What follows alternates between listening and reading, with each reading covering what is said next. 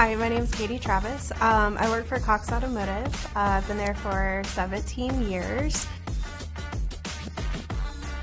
Our landscape from a Cox Automotive perspective over, I would say, the last 5 to 10 years has been focused on tool rationalization efforts and how do we standardize our processes. We have acquired businesses over the last 5 to 10 years, and as you can imagine, with each acquisition came sales methodologies, a different sales process, a different sales team, and different sales enablement tools and Salesforce instances. So part of that was we actually struggled with having resources available to train our sellers and our end users on those various processes and those various Salesforce instances. And so we knew that we needed a digital adoption solution to help overcome those challenges, which really led us to investing in an Adapt solution, because not only did we struggle with training within Salesforce, but we also needed a way to give our sellers that real-time guidance and that in-app guidance that they've never had before. We are currently using product analytics to measure the average time it takes our sellers to create a quote in Salesforce. CPQ is one of the most complex and challenging processes for our teams, and so we want to understand what is that average time and where are those opportunities to enhance that process. And then as part of that as well, because of the insights we're gathering from product analytics, we are going to be using that to really build our business case to invest potentially in Salesforce Einstein.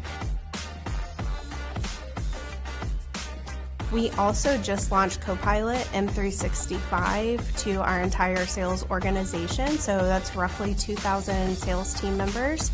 So we're starting to work and have conversations with WhatFix right now to understand how can we leverage Adapt solution to reinforce adoption with Copilot M365, and how do we really start to drive the benefit and the value and understand on the analytics side, where are they spending their time, what applications within Copilot M365 are they adopting to, and where are those gaps and challenges.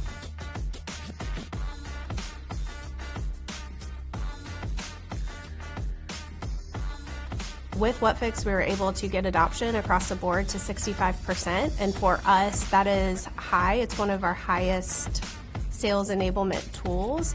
And the way that we're doing that as well is we're exploring all of the capabilities within the Adapt solution. So not only are we building step-by-step guides and using smart tips, but we're also using product analytics as well to gather those insights to understand where are end users getting stuck in the process and how do we start to provide them with more tailored content to reinforce the expected path. Cox Automotive, we started to invest in Adapt actually in 2020. Prior to that, we were on a different vendor before WhatFix, and we actually experienced some challenges internally. So one of the first things that we uncovered was we didn't have alignment across our product team, sales enablement, and sales training in a sense of who is going to be responsible for building and managing the content for the Adapt solution.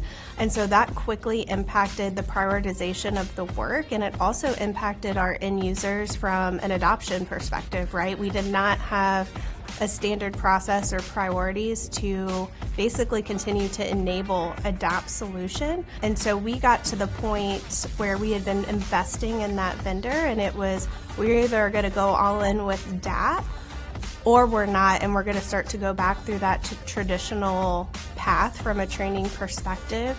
And so at that time as well is when we started to evaluate WhatFix. This is where we made that recommendation that we had to have a centralized team whose sole responsibility was to build and manage content for Adapt solution and execute on that strategy. So that was something that was really important to us through our Adapt journey that we learned along the way.